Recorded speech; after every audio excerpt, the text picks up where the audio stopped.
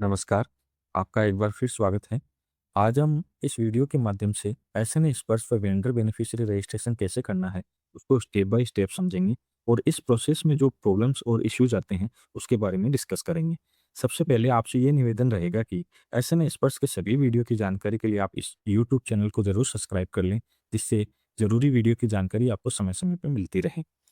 सबसे पहले आपको iFunds 3.0 की साइट पे जाकर मेकर रोल से लॉगिन करना है। जैसे आप मेकर रोल से लॉगिन करेंगे, आपको लेफ्ट साइड में एक ऑप्शन दिखेगा पे इन्फॉर्मेशन। पे इन्फॉर्मेशन पे आप जैसे क्लिक करेंगे, उसके अंदर आपको 2 टैब नज़र आएँगे, पे रजिस्ट्रेशन और पे मॉडिफिकेशन। पे रजिस्ट्रेशन और पे मॉडिफिकेशन में डिफरेंस बता देता हूँ कि पे रजिस्ट्रेशन का रहता है कि फर्स्ट टाइम iFunds पे वो वेंडर रजिस्टर हो रहा है। तब आपको पे रजिस्ट्रेशन करना पड़ता है और पे नोटिफिकेशन अपन तब यूज करते हैं जब वो वेंडर आईएफएमएस पे कहीं ऐड हो रखा है पहले से और अपन केवल अकाउंट नंबर से उसको सर्च करके व्यू ऑन मॉडिफाई करके जो ज़रूरी चीज़ें हैं जो अपने को डॉक्यूमेंट प्राप्त हुआ है वो उसको अटैच करके वो सबमिट करते हैं और अपन पेमेंट कर सकते हैं। अपन यहाँ पे सबसे पहले पे मॉडिफिकेशन टैब को समझेंगे।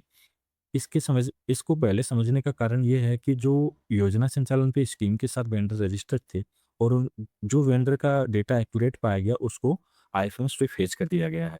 तो आईएफएमएस पे फेच करने के बाद वो वेंडर डेटा इधर रिफ्लेक्ट हो गया है।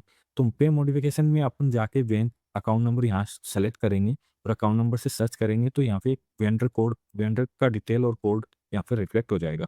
उससे फ़ायदा ये होगा कि अपन पे रजिस्ट्रेशन पे जाएँ, पूरा डिटेल फिल करें और उसके बाद सबमिट करने पे वो बता देगा ऑलरेडी रजिस्टर्ड है। तो पे रजिस्ट्रेशन पे आपको पता लग जाएगा कि रजिस्टर्ड है या नहीं। अगर यहाँ पे मॉडिफिकेशन में अकाउंट नंबर डालने पे वो वेंडर रिफ्लेक्ट नहीं हो रहा, तो आपको पे रजिस्ट्रेशन पे जाके पे रजिस्ट्रेशन करना है। अगर आप पे मॉडिफिकेशन में गया, अकाउंट नंबर डाला और सर्च किया और वो अकाउंट अकाउंट और वेंडर यहाँ पे स रिफ्लेक्ट हो गया, तो आपको व्यू एंड मॉडिफाई पे क्लिक करना है। जैसे आप व्यू एंड मॉडिफाई पे क्लिक करेंगे तो आपको यहाँ पे डिटेल रिफ्लेक्ट होगा कि उसका पैन, जीएसटी नंबर ये क्या ऐड है। अगर जीएसटी नंबर ब्लैंक आए तो यहाँ पे आपको एनी लिख देना है, नॉट एप्लीकेबल। आपको वेंडर नेम क्रॉस चेक करना है, उसका मोबाइल नंबर क्रॉस चेक करना है, ईमेल आईडी क्रॉस चेक करनी है, उसका आईएफएससी क्रॉस चेक करना है, उसका अकाउंट नंबर क्रॉस चेक करना है और उसका एड्रेस। आप क्रॉस करते चेक करते-करते आपको उसका कंप्लीट डिटेल चेक कर लेना। उसके बाद जो आपको वेंडर ने प्रोवाइड कराया है, जैसे बिल की कॉपी प्रोवाइड कराई है और उसमें अकाउंट नंबर आईएफएससी लिखा हुआ है, तो आपको बिल की कॉपी स्कैन करनी है और ऐड डॉक्यूमेंट करके उसको यहाँ पे अपलोड करना है। ऐड डॉक्यूमेंट आप जैसे क्लिक करेंगे, तो यहाँ पे आपको मल्टीपल कैटेगरीज़ दिखेगी। अगर यहाँ पे उस डॉक्यूमेंट का टाइप आपको नज़र आ रहा है जो आपको वेंडर ने प्रोवाइड कराया है, तो ठीक है, नहीं तो आपको सबसे टॉप वाला सेलेक्ट करके उस पीडीएफ फाइल को यहाँ अपलोड कर देना और सेव करना है। आपको यहाँ पे ये ध्यान रखना है कि जो पीडीएफ फाइल है डॉक्यूमेंट की वो 1 एमबी तक होनी चाहिए, ठीक है? जैसे आप सेव पे क्लिक करेंगे तो वो सेव्ड सक्सेसफुली का मैसेज आ जाएगा और उसके बाद आप पेमेंट कर सकते हो। इसी में ये रहेगा कि पे मॉडिफिकेशन में आपने ट्राई किया कि अकाउंट नंबर यहाँ पे बैंक अकाउंट नंबर डाला और सर्च किया और वेंडर का कोई भी डिटेल नहीं आया, तो आपको पता लग गया कि ये अपने को रजिस्टर करना ही पड़ेगा। तो आपको पे रजिस्ट्रेशन पे क्लिक करना है। जैसे आप पे रजिस्ट्रेशन पे क्लिक करेंगे, तो आपको ये टैब खुलेगा। इसमें आपको डिटेल फिल करना है पे कैटेगरी। इसमें पे कैटेगरी में 2 तरह के कैटेगरी आती है, एक तो आता है वेंडर, एक आता है बेनिफिशियरी। वेंडर और बेनिफिशियरी में जो डिफरेंस होता है वो ये होता है कि वेंडर से तो अपन सर्विस लेते हैं और तब पेमेंट करते हैं। बेनिफिशियरी से अपन कोई सर्विस नहीं लेते। उसको डायरेक्ट बेनिफिट ही ट्रांसफ़र करना रहता है। जैसे नॉर्मल से नॉर्मल केस में अपन देखें, मान लीजिए अपन किसी से दूध ले रहे हैं और उसका पेमेंट कर रहे हैं, तो वो दूध वाला अपने लिए वेंडर हो गया। अपन किसी से सफाई करवा रहे हैं, उससे अपन ने सर्विस लिया और उसका अपन पेमेंट कर रहे हैं, तो वो अपने लिए वेंडर हो गया। बेनिफिशियरी के केस में अपन देखें तो फ्री यूनिफ़ॉर्म का अपन बच्चों को बेनिफिट ट्रांसफ़र करते हैं। लेकिन वो बेनिफिट ट्रांसफ़र के केस में अपन उनसे कोई सर्विस नहीं ले रहे, बस स्टेट और भारत सरकार ने गाइडलाइन दिया, स्कीम में ये मेंशन है कि बेनिफिट ट्रांसफ़र करना है तो आप बेनिफिट ट्रांसफ़र कर रहे हो। यानी बच्चों से आपने कोई सर्विस नहीं लिया, बस उसको बेनिफिट ट्रांसफ़र हो गया तो वो बेनिफिशियल हो गया। वेंडर दूध वाला मान लो, छोटे से छोटा एग्ज़ाम्पल दूध वाला, सफाई वाला, उसके बाद यानी कि अपन जिससे सर्विस ले रहे हैं वो अपने लिए वेंडर हो गया, सर्विस ले रहे हैं और उसका पेमेंट कर रहे हैं तो वो अपने लिए वेंडर हो गया। तो अपन यहाँ पे अकॉर्डिंगली सेलेक्ट करेंगे, वेंडर तो वेंडर, बेनिफिशियरी है तो बेनिफिशियरी। मान लीजिए अपन ने वेंडर सेलेक्ट किया यहाँ पे, तो कैटेगरी खुलेगी यहाँ पे 3 जो मेजर है, पर्सनल, कॉमर्शियल और इंस्टीट्यूशनल। पर्सनल वो हो गया जो अपने से जुड़ा हुआ है, अपने कार्यालय से जुड़ा हुआ है और उसको अपन पेमेंट कर रहे हैं, तो वो पर्सनल हो गया। कॉमर्शियल वो हो गया कि किसी अपन शॉप से, किसी फर्म से अपन ने सर्विस ली, कोई पेमेंट कोई अपन ने कोई सामान लिया और उसको पेमेंट कर रहे हैं, तो वो कॉमर्शियल हो गया। इंस्टीट्यूशनल हो गया, कोई गवर्नमेंट, वो बहुत सारी गवर्नमेंट इंस्टीट्यूशन ऐसी होती है जो सर्विस देती है, उससे अपन ने सर्विस लिया और उसका अपन पेमेंट कर रहे हैं। तो वहाँ पे इंस्टीट्यूशनल सेलेक्ट करना है कि गवर्नमेंट के केस में। उसके बाद आपको पैन नंबर फिल करना है, आपको जीएसटीएन नंबर फिल करना है। देखिए आपको जीएसटीएन और वेट के आगे स्टार नज़र आ रहा है। तो बहुत सारे छोटे दुकानदार होंगे उनके पास जीएसटीएन नहीं होगा, तो उस केस में आपको एनए लिखना है यहाँ पे, एनए नॉट एप्लीकेबल। यहाँ पे ब्लैंक छोड़ के आप प्रोसेस करेंगे तो वो वेंडर ऐड होगा नहीं, क्योंकि स्टार, ये जो बॉक्स है ये स्टार है, तो आप यहाँ पे एनी लिख सकते हैं। पे नेम देखिए स्टार है तो पे नेम जो वेंडर का नाम है वो डालना है, उसका मोबाइल नंबर कंपलसरी है, ईमेल आईडी कंपलसरी है।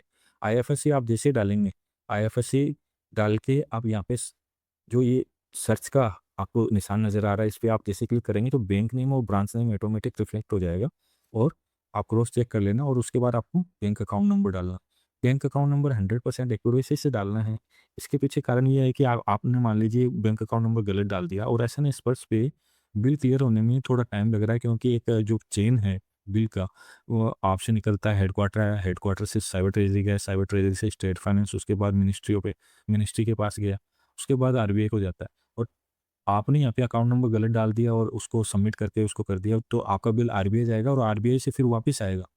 तो आपको अकाउंट नंबर में 100% एक्यूरेसी रखनी है आपको। उसके बाद स्टेट सेलेक्ट करना है कंपलसरी है, डिस्ट्रिक्ट कंपलसरी है सेलेक्ट करना, म्यूनसिपल कंपलसरी नहीं है, वार्ड कंपलसरी नहीं है, एड्रेस डालना कंपलसरी है, पिन कोड डालना कंपलसरी है, असेंबली सेलेक्ट करना कंपलसरी है। उसके बाद आता है ऐड डॉक्यूमेंट। आप जैसे ऐड डॉक्यूमेंट पे क्लिक करेंगे तो यहाँ पे मल्टीपल टाइप्स खुलेंगे डॉक्यूमेंट के टाइप्स। अगर आपको जो वेंडर से डॉक्यूमेंट प्राप्त हुआ है वो यहाँ पे रिफ्लेक्ट हो रहा है तो वो आप सेलेक्ट करें, नहीं तो फिर जो सबसे पहले नंबर का है वो सेलेक्ट करके आपको डॉक्यूमेंट ऐड कर देना। आपको ये ध्यान रखना है जो डॉक्यूमेंट आप अपलोड करो वो पीडीएफ फाइल में होना चाहिए और उसका साइज़ 1 एमबी तक होना चाहिए। उसके बाद आप सबमिट पे क्लिक करेंगे तो सबमिट सक्सेसफुली का मैसेज आ जाएगा। ये हो गया वेंडर बेनिफिशियरी रजिस्ट्रेशन। ये पहले तो मैंने आपको वेंडर बता दिया, वेंडर रजिस्ट्रेशन कैसे करना। और दूसरा पे टाइप है बेनिफिशियरी। बेनिफिशियरी आप यहाँ पे सिलेक्ट करोगे तो वो आपसे उसका Jan Aadhaar number माँगेगा। Jan Aadhaar number fill करते ही आपको वो बता देगा कि इस जन आधार के साथ इतने फैमिली मेंबर्स ऐड हैं, और वहाँ पे वो हाइलाइटेड और ब्लर्ड देगा। ब्लर्ड वो देगा जिसके साथ अकाउंट नंबर मैप नहीं है, हाइलाइटेड वो देगा जिसके साथ अकाउंट नंबर मैप है। तो आपको हाइलाइटेड सेलेक्ट करना है और पेमेंट कर देना है, ठीक है? और इसमें अपन वेंडर बेनिफिशियरी रजिस्ट्रेशन में देखिए इश्यू, या पहला इश्यू तो ये आता है कि आपने सबमिट किया और वो कुछ एरर दे देगा। वो एरर देगा कि आपने जो कोई इंडिविजुअल जो बॉक्स है, कंपल्सरी था और फिल नहीं किया। तो आपको ये ध्यान रखना है कि वो जो भी कंपल्सरी फ़ील्ड्स हैं, वो आपको फिल करनी है। दूसरा इश्यू आ रहा है, वो आ रहा है जीएसटी नंबर का कि वेंडर के पास जीएसटी नहीं है, तो हम कहाँ से फिल करें? तो उसके लिए आपको यहाँ पे एनए फिल करना है, नॉट एप्लीकेबल लिख देना है केवल, और उसके बाद सबमिट करेंगे तो वो हो जाएगा। और तीसरा जो इश्यू आता है कि हमें ये आइडेंटिफ़ाई करने में मुश्किल हो रहा है कि वेंडर कौन है और बेनिफिशियरी कौन है।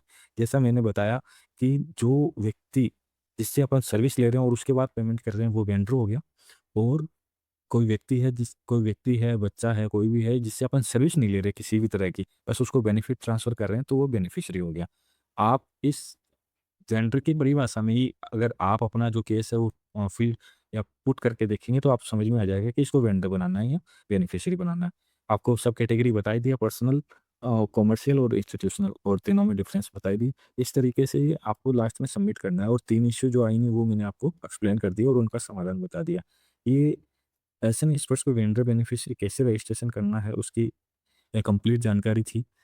अगर आपको वीडियो अच्छा लगे तो आप वीडियो को लाइक ज़रूर करें, बाकी लोगों के साथ भी शेयर करें।